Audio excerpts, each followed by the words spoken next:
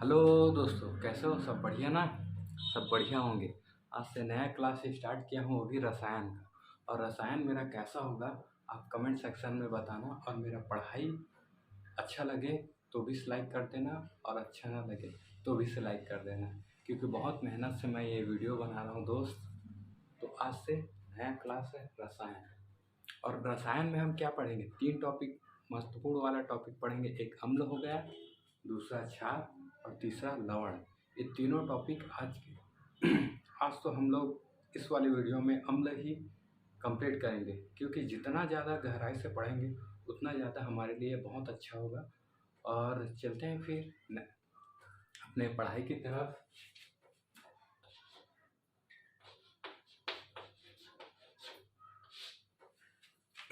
रसायन को इंग्लिश में क्या बोलेंगे? केमिस्ट्री।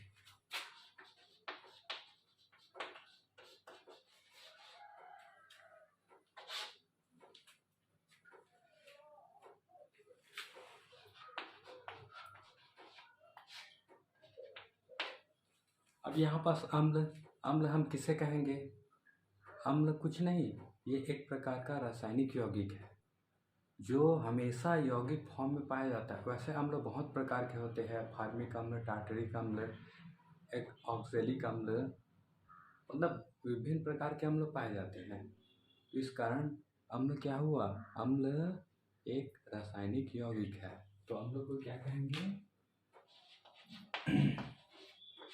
अम्ल एक रासायनिक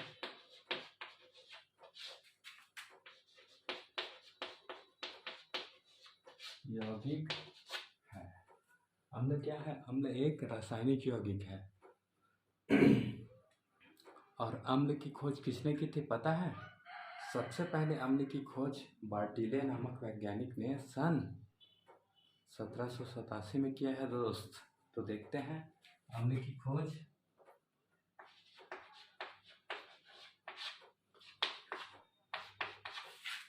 अम्ल की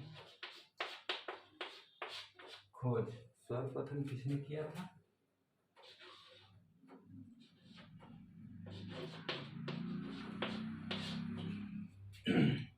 बार्टिले। कौन से सन में? 1787। और एक महत्वपूर्ण अम्ल का नाम है हाइड्रोक्लोरिक अम्ल। और इसकी खोज किसने की थी दोस्त? डेवी ने। किसने? डेवी ने हाइड्रोक्लोरिक अम्ल की खोज की थी।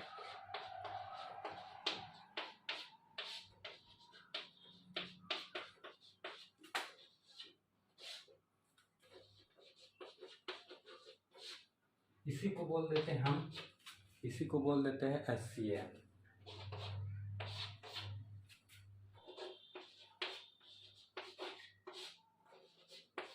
डेवी ने कौन से सन में किया? 1810।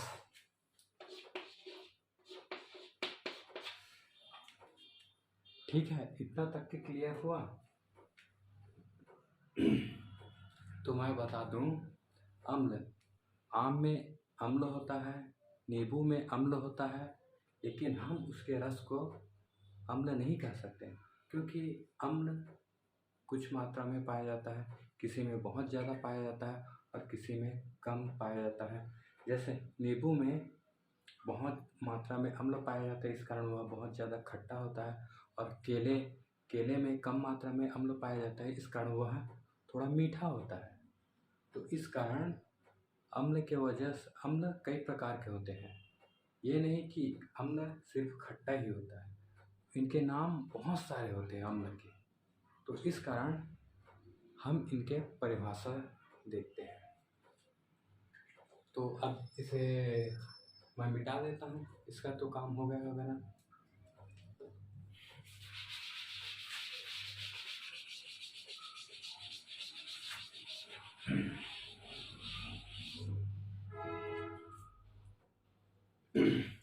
अब परिभाषा देखते हैं।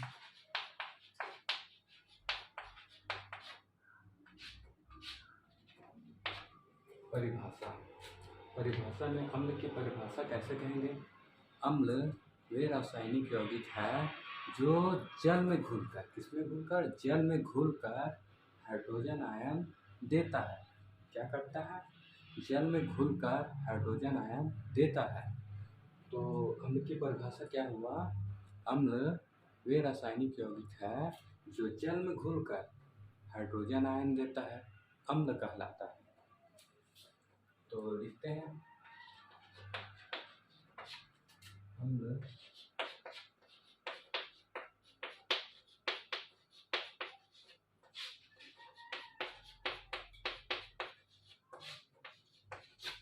एक है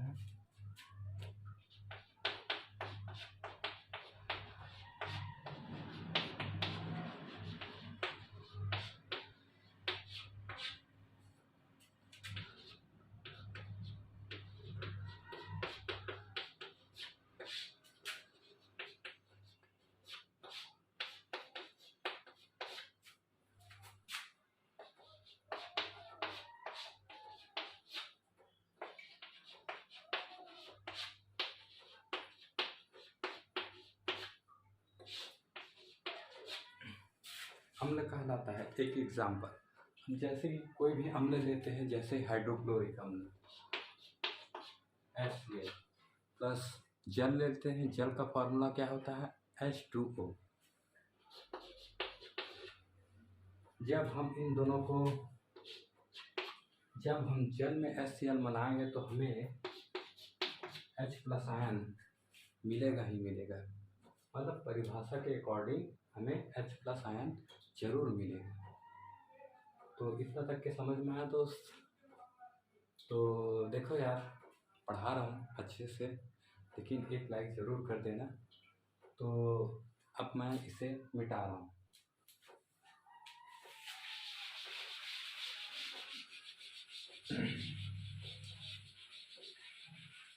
इसकी एक परिभाषा हुआ, अब दूसरी भी परिभाषा है जिसने ब्रांस्टेड लॉरी, दोनों वैज्ञानिक थे और दोनों ने मिलकर एक परिभाषा और बनाया।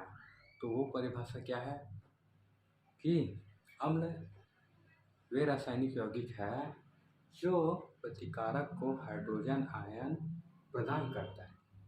अब इसमें क्या हुआ, प्रतिकारक, प्रतिकारक किसे कहेंगे और क्यों कहेंगे हम बताएंगे। इसमें क्या है, उसमें जल में घुलकर हाइड्रोजन आयन देता था, और अब इन दोनों ब्रांस्टेड और लॉरी ने क्या कहा कि प्रतिकारक को H+ आयन देता है। तो देखते हैं।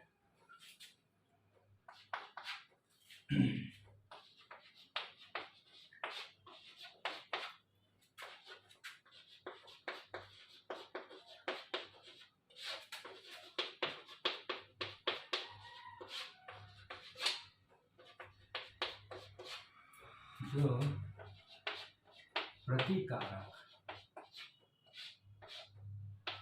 प्रतिकारक को हाइड्रोजन आयन देता है, हाइड्रोजन आयन देता है, अम्ल कहलाता है। तो यहाँ पास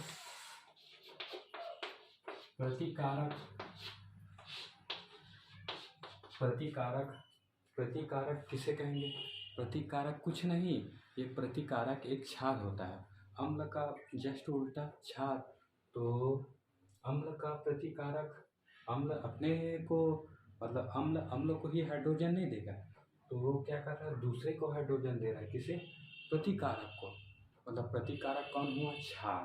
तो प्रतिकारक कुछ नहीं, प्रतिकारक को ही क्षार कहते हैं, प्रतिकारक को ही क्षार कहते हैं, प्रतिकारक को भी क्या कहते हैं, क्षार कहते हैं।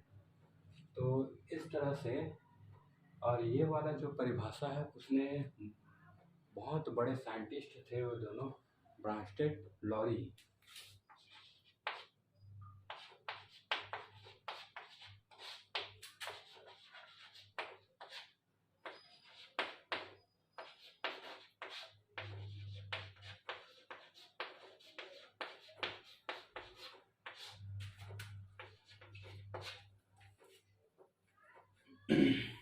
ये परिभाषा दिए। अब यहाँ तक का तो ठीक है ना।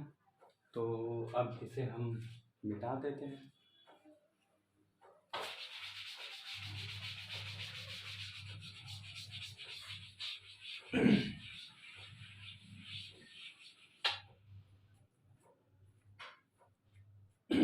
अम्ल के बारे में पढ़ चुके, उनके परिभाषा पढ़ चुके, तो अम्ल अब क्या है, अब इनका गुण देख लेते हैं, क्या क्या गुण है, कैसा गुण है, कैसा स्वभाव है, ये सब चीज़ देख लेते हैं। तो गुण,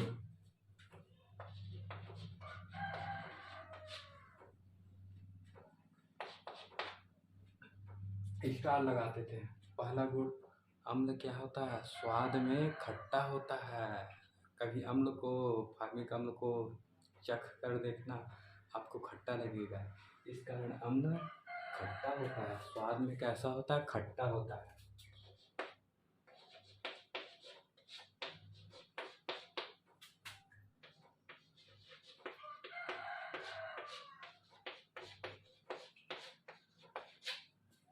अम्ल स्वाद में खट्टा होता है। अब दूसरा गुण, अम्ल नीले लिटमस पेपर को लाल कर देता है। अम्ल नीले लिटमस पेपर को लाल कर देता है। तो दूसरा गुण, अम्ल नीले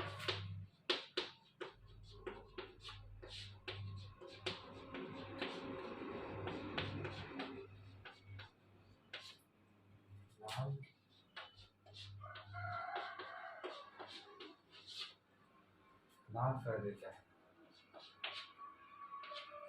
अब तीसरा गुण, तीसरा बहुत महत्वपूर्ण है, अम्ल में विद्युत प्रवाहित किया जा सकता है, यानी कि अम्ल विद्युत का सुचालक होता है। क्या समझे, अगर हम बिजली फिट करके एक बल्ब जला सकते हैं अम्ल के द्वारा, तो अम्ल में विद्युत सुचालक होता है। अम्ल विद्युत का सुचालक होता है। इस प्रकार से हम तीन गुण बता दिए। अब चौथा गुण है, पांचवा आप कमेंट सेक्शन में बताना। पांचवा गुण कौन सा है, अम्ल का पीएच मान हमेशा 7 से कम होगा। अम्ल का पीएच मान हमेशा 7 से कम होगा।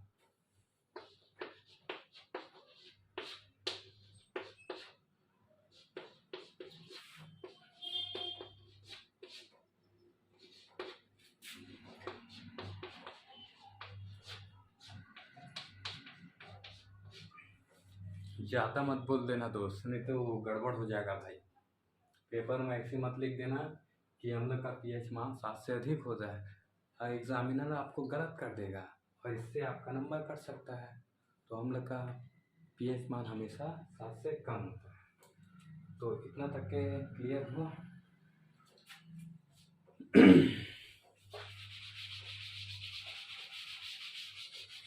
इसको मिटा देते हैं।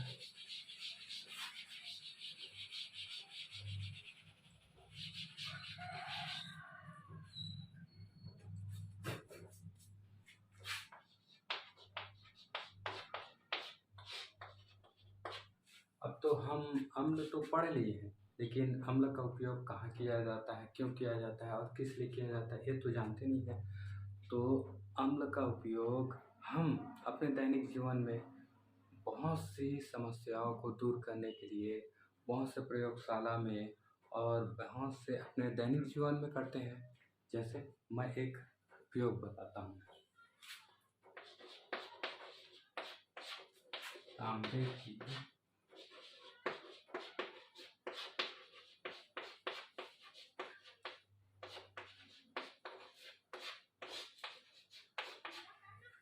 तांबे की बर्तन को चमकाने में या फिर तांबे की वस्तु को चमकाने के लिए अम्ल का उपयोग करते हैं। अगर तांबे की बर्तन बहुत ज़्यादा मलिन हो तो उसमें इमली या नींबू की रस डालकर देखना और रगड़ना, आपका तांबे की बर्तन बहुत चमकने लग जाएगा। तो है ना इंटरेस्टिंग, बहुत बढ़िया।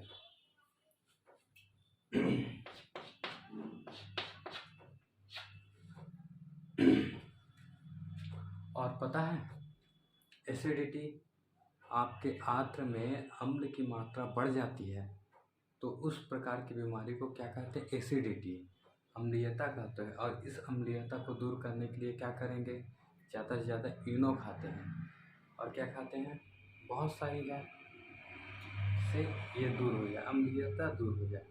अब से याद रखना, एसिडिटी कुछ नहीं, ये एक प्रकार का अम्लता है, अम्लता है। ठीक है, अब समझ में आया एसिडिटी किसे कहते हैं?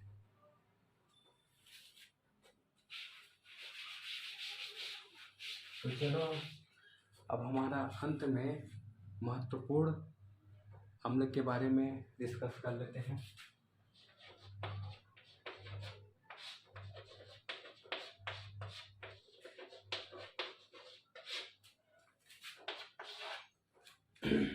पहला नंबर में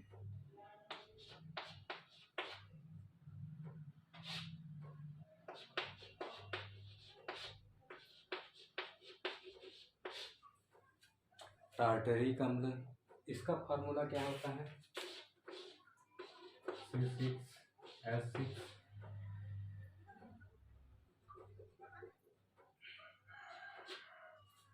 C4 होता है। क्या होता है? C4H6O6। इसमें क्या हुआ? 4 कार्बन है, 4 कार्बन, 6 हाइड्रोजन और 6 ऑक्सीजन। इसमें टार्टरिक अम्ल में, टार्टरिक अम्ल। उसके बाद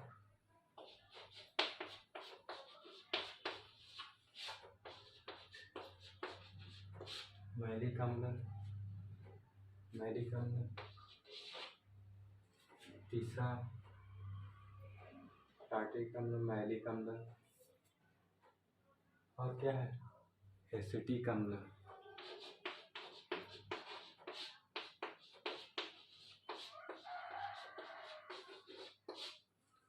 टार्टरिक अम्ल, मैलिक अम्ल का फार्मूला क्या है? C4H6O5। ये दोनों सेम नहीं है, यहाँ पास ऑक्सीजन 5 है और यहाँ पास ऑक्सीजन 6 है। और एसिटिक अम्ल CH3COOH, ये होता है एसिटिक अम्ल का फार्मूला। इतना हो गया। अब हम बता दें कि टार्टरिक अम्ल किसमें पाया जाता है? टार्टरिक अम्ल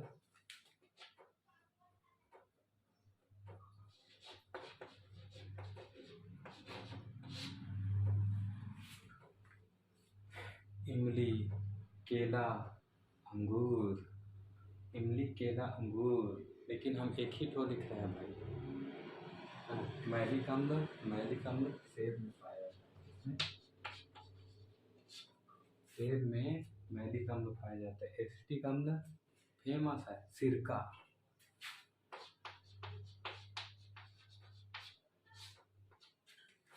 एसिटिक अम्ल, सिरका। और 2 ठो अम्ल बता देता हूँ।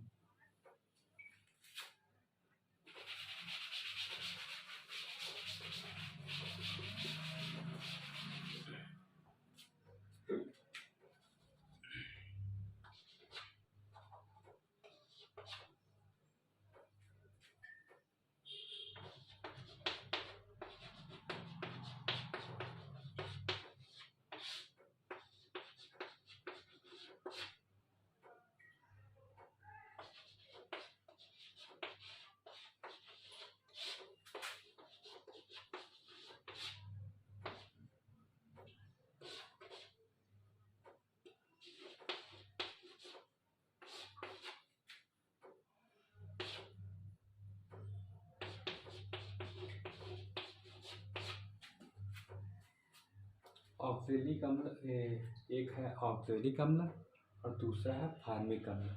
ऑक्जेलिक अम्ल का सूत्र ये होता है COOH 4 2। और फार्मिक अम्ल का सूत्र होता है COOH। तो ऑक्जेलिक अम्ल किसमें पाया जाता है? टमाटर में ऑक्जेलिक अम्ल, टमाटर में, और फार्मिक अम्ल चींटी में।